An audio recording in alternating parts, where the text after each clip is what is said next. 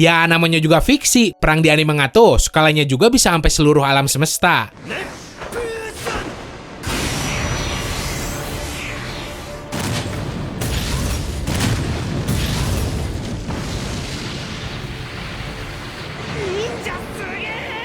Nah, buat lu yang tertarik sama merchandise distrik anime, silahkan, lu bisa langsung angkut aja. Linknya ada di deskripsi.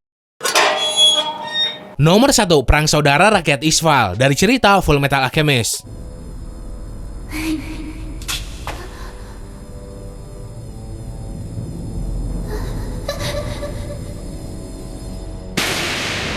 Pemicunya karena tentara Amestris kagak sengaja nembak anak kecil dari suku Isval. Sebenarnya dari suku Isval sendiri yang diwakili nama kepala sukunya udah ada niatan buat damai dan ngerasa kagak perlu buat perang karena masalahnya juga kan gak sengaja.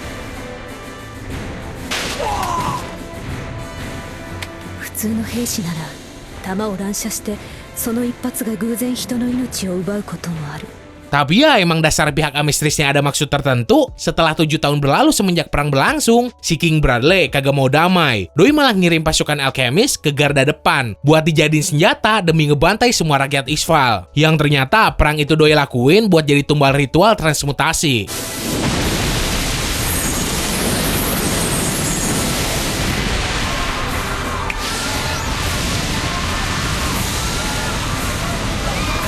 Nomor 2, Pemberontakan Lelouch dari cerita Kode Geass.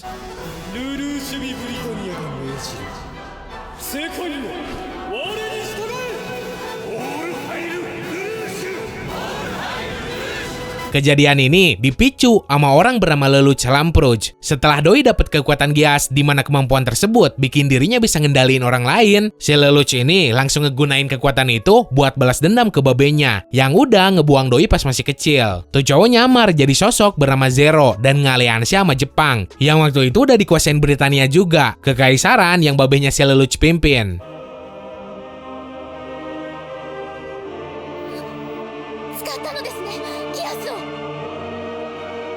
Setelah dapat pasukan yang ngedukung dirinya, nih cowok sering ngelakuin serangan-serangan terorisme yang bertujuan buat ngebunuh para petinggi Britania. Tapi semuanya mulai kacau pas Geass si Lelouch ini hilang kendali dan secara gak sengaja micu genosida atau pembantaian massal terhadap orang-orang Jepang. Sebenarnya latar belakang kenapa tuh cowok ngelakuin di perang tuh supaya kekaisaran Britania bisa hancur.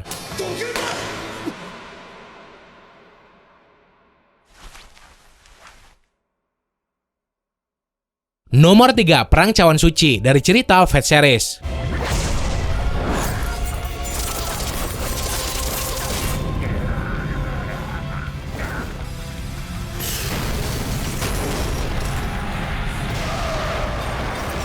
Bentuk perang ini konsepnya kayak Battle Royale, di mana penyihir saling bunuh satu sama lain buat ngeperebutin cawan suci yang punya kemampuan magis buat ngabulin segala permintaan dari pemiliknya. Nah uniknya dalam perang ini tuh para penyihir gak cuma perang 1 lawan 1, tapi boleh manggil roh tokoh pahlawan yang ada di dalam sejarah dunia buat dijadiin pelayan plus petarung mereka.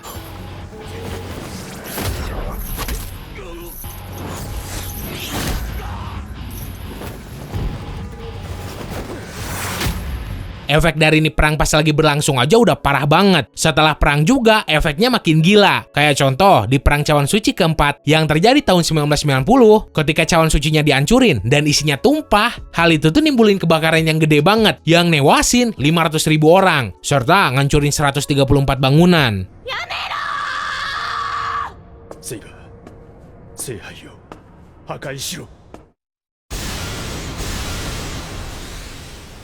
Nomor 4, Perang Shinobi keempat dari cerita Naruto.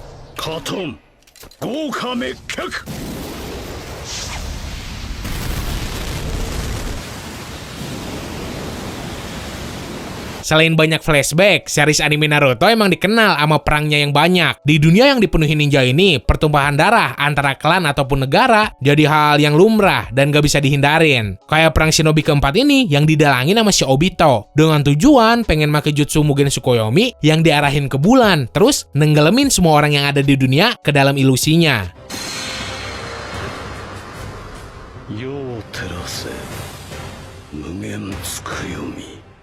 Udah jelas perang ini nelan banyak banget korban dari tiap negara yang ngebentuk aliansi demi ngehentiin Shobito yang waktu itu ngaliansi juga sama si Kabuto. Di antaranya korban yang udah tewas ada si Neji, sampai babehnya si Ino sama si Kamaru.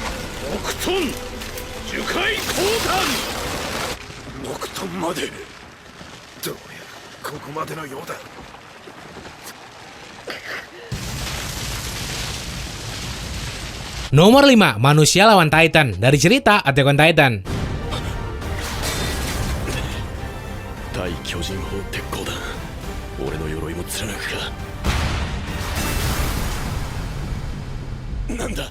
Asal mula konflik ini sih berawal dari nenek moyang bangsa Eldia yang bernama Ymir, manusia pertama yang bisa berubah jadi Titan. Buat bangsa Eldia, si Ymir ini merupakan pahlawan yang udah bikin bangsa Eldia sendiri maju banget berkat kekuatan Titan yang doi tinggalin. Cuma buat bangsa Marley malah sebaliknya, si Ymir sama keturunannya dianggap sebagai iblis dan dituduh pengen nguasain seluruh dunia. Jadi Marley punya tujuan ngabisin semua bangsa Eldia sampai ke akar-akarnya.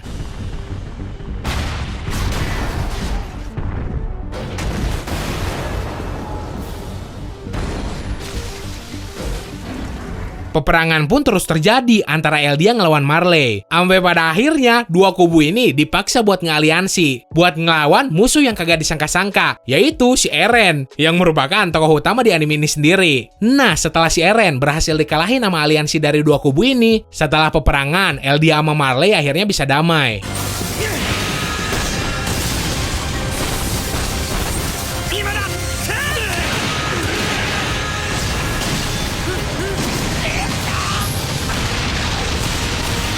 Nomor 6, Perang Tiga Kerajaan dari cerita Shoten Koro.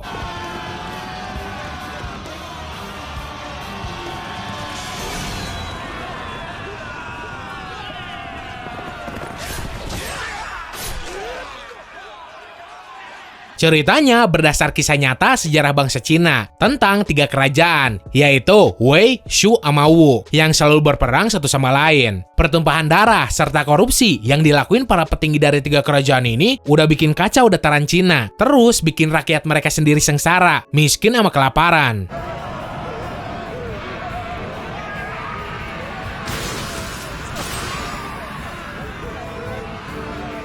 Sampai pada akhirnya ada orang bernama Cao Cao yang pengen ngerubah mindset bangsa Cina terkait citra buruk dari tiga kerajaan ini. Pada masa sulit tersebut, doi nyoba ngajak tiap kerajaan buat damai terus nyatu. Walaupun kadang doi ngehalalin segala cara supaya bisa ngecapai tujuannya.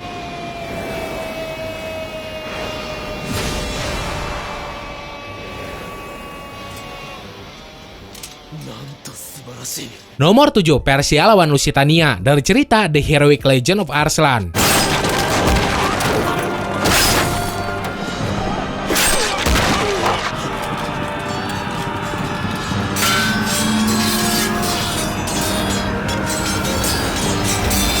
Konflik antara dua kerajaan ini udah berlangsung cukup lama, dari generasi ke generasi. Puncaknya adalah pada tahun 320 Masehi, di mana terjadi perang besar di wilayah Persia, yang berakar dari kejahatan yang dilakuin Raja Persia sendiri, yaitu Andragoras ketiga, yang udah ngebunuh saudaranya, Osroes kelima, yang merupakan Raja Persia sebelumnya, dengan tujuannya supaya dirinya lah yang jadi Raja Persia.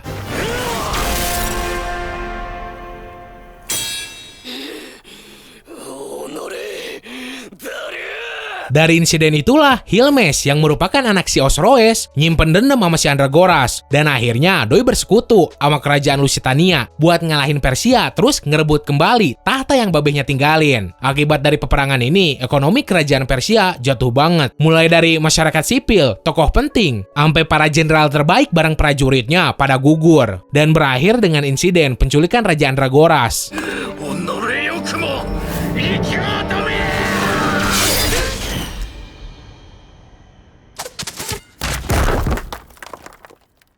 Nomor 8, Perang Marineford dari cerita One Piece.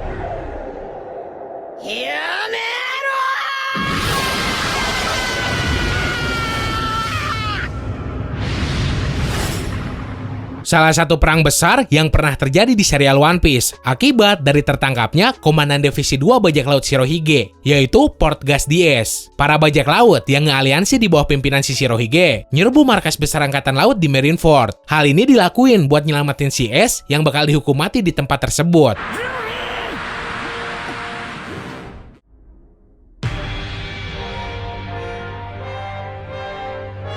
Banyak banget efek dari terjadinya perang ini. Mulai dari kegoncangnya 3 kekuatan milik pemerintah dunia, sampai ditutupnya era bajak laut lama. Sayangnya, misi tersebut gagal, dan si Ace tewas di tangan si Akainu. Sama halnya kayak si Shirohige, yang akhirnya mati di tangan mantan anaknya sendiri, yaitu si Kurohige.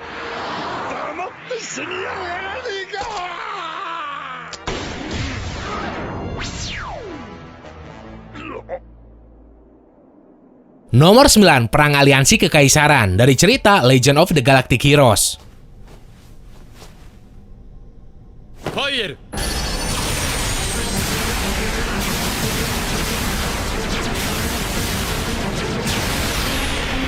Perang terlama yang udah berlangsung kurang dari 160 tahun. Kekaisaran Galaktik ngelawan orang-orang buangan dari dinasti tersebut yang akhirnya ngebentuk aliansi kaum perlawanan yang dinamain Aliansi Pembebasan Planet. Perang ini bisa epik karena udah lama terus ngelibatin kapal perang luar angkasa yang gede banget. Terus kagak tanggung-tanggung, korbannya juga udah jutaan.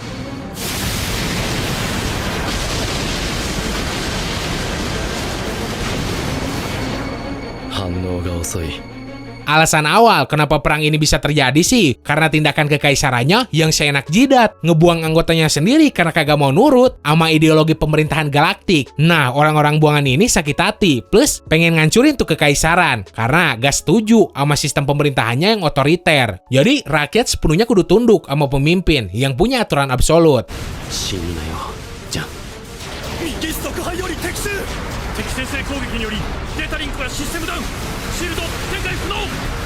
Nomor 10, Perang Antara Alam Semesta dari cerita Dragon Ball Super.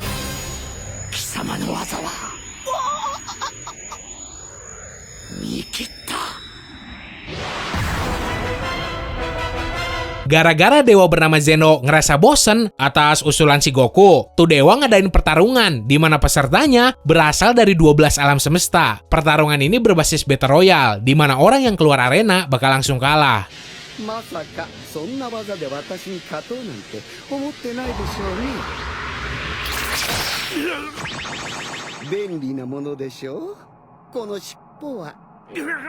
Nah, yang bikin ngeri, alam semesta manapun yang semua petarungnya keluar arena, alam semesta tersebut bakal langsung dihapus sama si Geno.